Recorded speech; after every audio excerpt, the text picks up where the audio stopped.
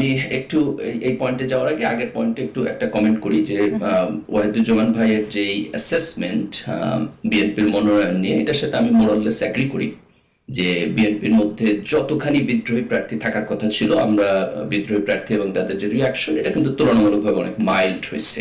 তো এটাকে আমি একটা সাকসেস হিসাবে দেখতে চাই বিএনপির। আর মনোনয়ন প্রক্রিয়ার ব্যাপারে বিএনপি এবং জামাতের মধ্যে যদি আমরা এখনকার যে মনোনয়ন প্রক্রিয়া, এটাকে যদি তুলনা করি এবং এর পরের স্টেপটা চিন্তা করি, তাহলে বোধহয় যে এই প্রক্রিয়াটা একেবারে সরাসরি গণতান্ত্রিক, স্বচ্ছ এবং স্পষ্ট হইতে পারে কিনা, এটা নিয়ে আমাদের চিন্তা করা যেতে পারে। যেমন ধরেন যে ওয়াহিদুজ্জামান ভাই অনেকগুলো জায়গায় ব্যাখ্যা দিচ্ছেন যে এখানে এই ক্রাইটেরিয়া অ্যাপ্লাই হয়েছে, এই ক্রাইটেরিয়া অ্যাপ্লাই হয়েছে। তো এই ব্যাখ্যাটার মানে হলো যে দল চিন্তা করতেছে, ইটস নট লাইক যে ধরেন আমি একটা খুব ওপেন ডেমোক্রেটিক প্রসেসে বা পার্টির প্রাইমারির মধ্য দিয়া প্রার্থী মনোনয়ন আমি করলাম। বিষয়টা এখনো সেই জায়গায় যায় নাই।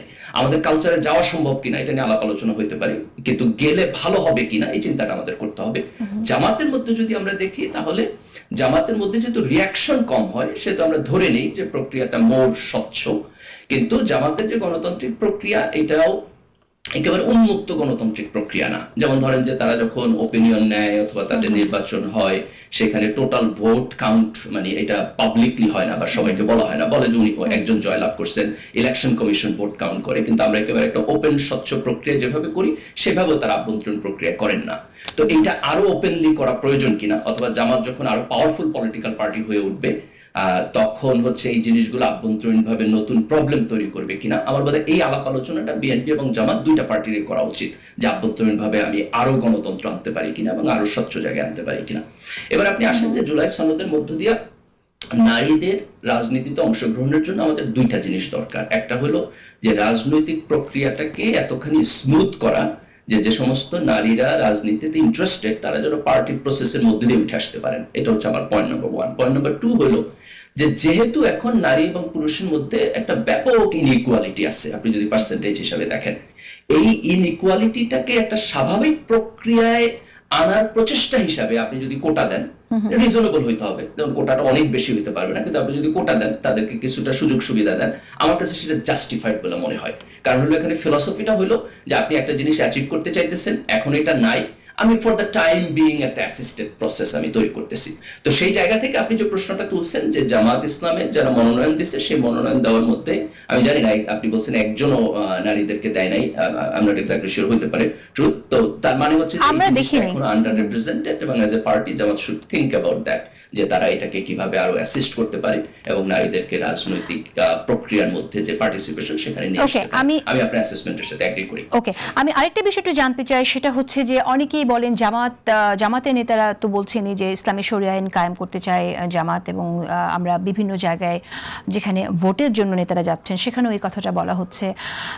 কিন্তু জামাতকে আসলে ইসলামী শরিয়া আইন যদি কায়েম করে, তাহলে ইসলামী শরিয়া আইনের মধ্যে একটা বিধি তো অলরেডি আছে, সেই শরিয়ার যে আইন, সেই শরিয়া আইনকেই তখন ফলো করতে হবে, which is quite different from আমাদের যে ডেমোক্রেটিক প্রসেস, যেখানে মানুষ কিভাবে চায় সেটার একটা আকাঙ্ক্ষা জায়গা আছে। তো শরিয়ার সাথে মানুষের এই যে গণতান্ত্রিক যে চাওয়া, সেটার সাথে একটা ডিফারেন্স আছে। সো মানুষ কিন্তু এই জায়গাটায় ঠিক স্পষ্ট না। তা আমি আপনার কাছে জানতে চাই যে জামাত ইসলাম কি ইসলামী শরিয়া আইন অনুযায়ী দেশ চালাতে চায়, নাকি গণতান্ত্রিক পদ্ধতিতে চালাতে চায়? এটা একটু আমাকে স্পষ্ট করে আপনি বলবেন।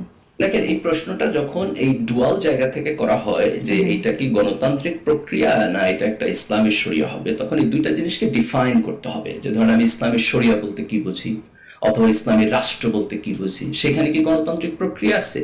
আবার ধরেন আপনি যখন গণতান্ত্রিক প্রসেস বলতেছেন, সারা দুনিয়াতে কি এক ধরনের গণতন্ত্র? ভিন্ন ভিন্ন ধরনের গণতন্ত্র আছে। আপনি ধরেন যে ফরাসি গণতন্ত্র একরকম, ব্রিটিশদের গণতন্ত্র একরকম, আমেরিকানদের গণতন্ত্র একরকম। তো জামাতের পলিটিক্যাল ট্র্যাজেক্টরি যদি আপনি দেখেন, এবং সারা দুনিয়া ব্যাপী আপনার আরো কিছু পলিটিক্যাল পার্টিজ আছে যারা ধরেন যে ডেমোক্রেটিক প্রসেসের মধ্যে ইসলামী রাজনীতির একটা প্র্যাকটিস করতেছে। বিশেষ করে মিডল ইস্টে আপনি যদি ইখওয়ানুল মুসলিমিনকে দেখেন, মুসলিম ব্রাদারহুড, তাহলে তাদের রাজনীতির মধ্যে আপনার এই প্র্যাকটিসটা আছে। তো এইটার ফান্ডামেন্টাল হলো যে তাদের নীতি, আদর্শ এবং ভ্যালুজ, এইটা হচ্ছে গাইডেড বাই ইসলাম। যে তারা যখন একটা মোরাল পজিশন নেবে, সেই মোরাল পজিশনটা আপনার ইসলামের মোরাল ভ্যালুজ দ্বারা গাইডেড হবে। কিন্তু এই পজিশনটাকে সে যখন রাষ্ট্রে ইমপ্লিমেন্টেশন করবে, তখন সে জনগণের সাথে আলাপ আলোচনা করে ইমপ্লিমেন্টেশন করবে। সে একটা স্বৈরতান্ত্রিক প্রক্রিয়ায় অথবা ফ্যাসিস্ট প্রক্রিয়ায় রাষ্ট্রপতির অধ্যাদেশ জারি করে ইসলামী আইন সমাজের সকলের উপর চাপাই দিবে না। সে জনগণের কাছে যাবে, তাদের সাথে কথা বলবে, তাদের কনসেন্ট নিবে, তাদের ভোট নিবে, তাদের সাথে আলাপ করবে, পার্লামেন্টে আলাপ করবে। এই প্রক্রিয়ার মধ্য দিয়ে সে ইসলামকে একটু একটু করে আপনার ইমপ্লিমেন্টেশন করবে। এবং সেখানে ধরেন যে শরিয়া সংক্রান্ত যে একটা আলোচনা, যে আমরা মনে করি যে শরিয়া আইন মানে একটা ফিক্সড আইন, তাও কিন্তু না। শরিয়ার মধ্যে আপনি নানান ওপিনিয়ন পাবেন। যেমন ধরেন আপনি এক নামাজ কেমনে পড়তে হয় এটাতে যদি যান, আপনি 10টা ওপিনিয়ন পাবেন কিভাবে নামাজ পড়তে হয়। আপনি যখন ইসলামী আইনের ক্ষেত্রে যাবেন, তখন আপনি এক এক জায়গায় অনেকগুলো ওপিনিয়ন পাবেন। এই ওপিনিয়নগুলোর মধ্যে কোনটা নেবেন, কিভাবে নেবেন, এইটা জামাত একটা গণতান্ত্রিক প্রক্রিয়া এবং একটা ধারাবাহিক প্রক্রিয়ার মধ্যে। ওকে, ডক্টর মির্জা গালিব, এখানে আমাকে একটু বলতেই হচ্ছে, সেটা হচ্ছে যে কোনটা নেব, কিভাবে নেব, হাদিসে তো নামাজ কিভাবে পড়বো, এটা অনেক বিষয়েই অনেক রকম ব্যাখ্যা আছে, কিন্তু কোরআনের যে বিধি, যে শরিয়া আইন, সেটাতে কিন্তু আমরা যদি আপনি বলি আমরা সৌদি আরবেরটা আপনারা ফলো করবেন নাকি দুবাইয়েরটা ফলো করবেন, খুব বেশি ডিফারেন্স কিন্তু নাই। আমরা সেই জায়গায় দেখি যে জামাতের নেতারা বলেন যে নারীরা নারীদের সামনে নাচতে পারবে।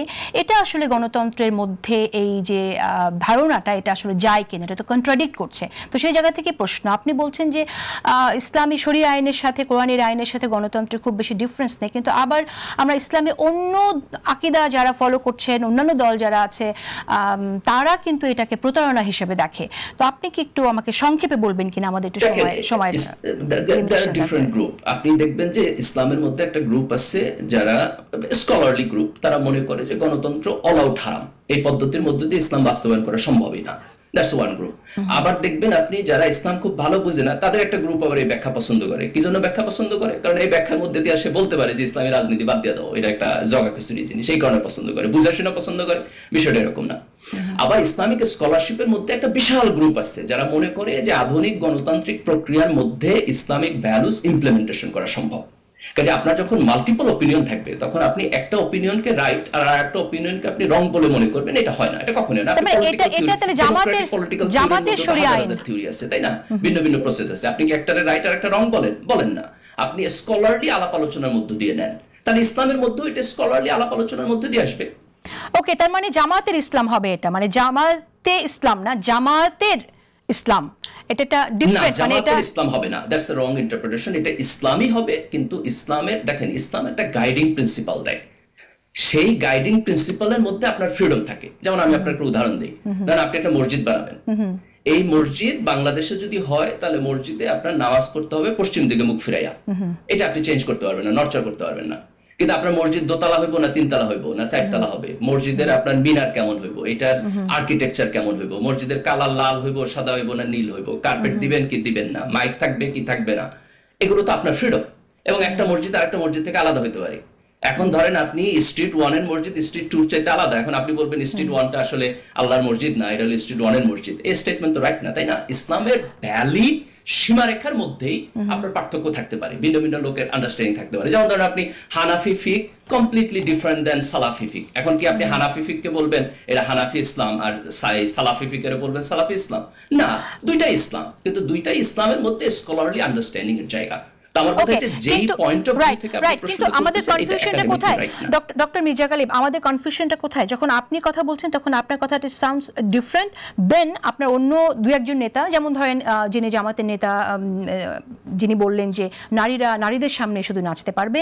এবং এই প্রসঙ্গে যখন আমরা অন্য জামাতপন্থী রাজনীতিবিদ বা জামাতের কর্মী তাদের সাথে যখন কথা বলি, তখন বলছি এটা উনি আগে বলে ফেলেছেন, অর্থাৎ এটাই হচ্ছে টার্গেট, কিন্তু তিনি এটা আগে বলে ফেলেছেন। ব্যাপারটা এরকম। আমি একটা পয়েন্টটা বলছি, দেখেন এখানে দুইটা জিনিস বলি। আমি যখন কথা বলি তখন আমার আন্ডারস্ট্যান্ডিং এর জায়গায় কথা বলি। আপনি আমাকে পার্টির মুখপাত্র হিসেবে ধরতে পারবেন না, আমি আপনাকে আগেই বলছি। আর আপনি যদি আমাকে প্রশ্ন করেন যে জামাতের মধ্যে এই জায়গাতে অনেক সময় একজনের কথার সাথে আরেকজনের কথার কিছুটা ইনকনসিস্টেন্সি দেখা যায়। এই ইনকনসিস্টেন্সি কেন?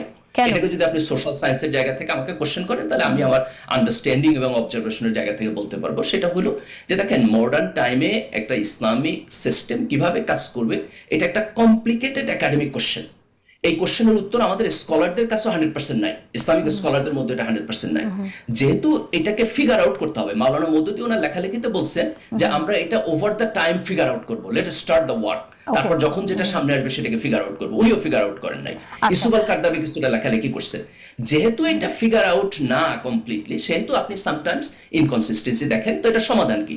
সমাধান হলো আমাদের আরো কথাবার্তা বলতে হবে। আমরা গণতান্ত্রিক স্পেসে যত কথাবার্তা বলবো তত মানে এটা একটা এটা কনভার্ট ব্যাপারটা জায়গায় গিয়ে কেমন? দাঁড়াবে।